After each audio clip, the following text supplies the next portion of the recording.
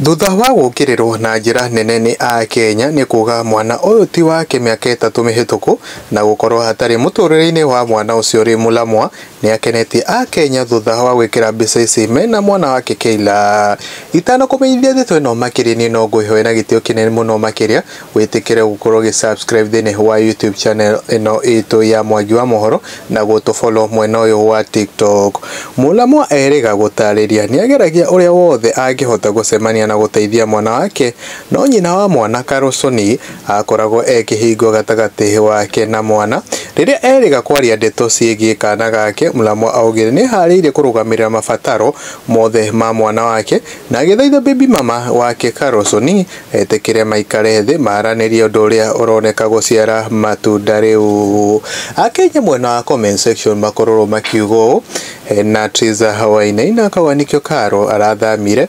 Anyway, I'm happy for Keila and I deserve that love and David akawa best decision ever.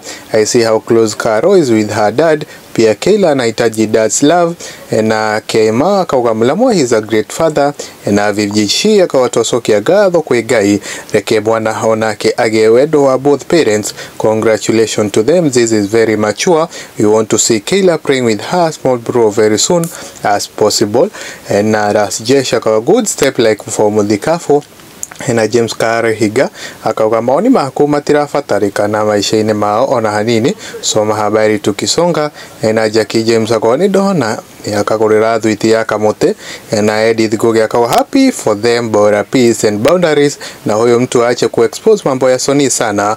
Whatever he did maybe was out of immaturity and peer pressure.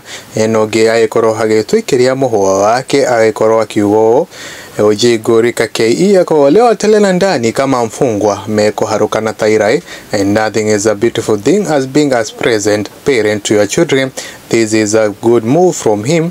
Na Samuel Kigamba mwene garari ga korwa gitwikire muho wake wa muico akauga korwa kiugo niki Kenyans makenagio ni uhi uguo. Goko ni kwa Mwagi wa Mohoro ni Ngongoyo na gitio kinene witikire gukorwo gito follow mwena wa TikTok na mwena wa Facebook gukorwo gi subscribe.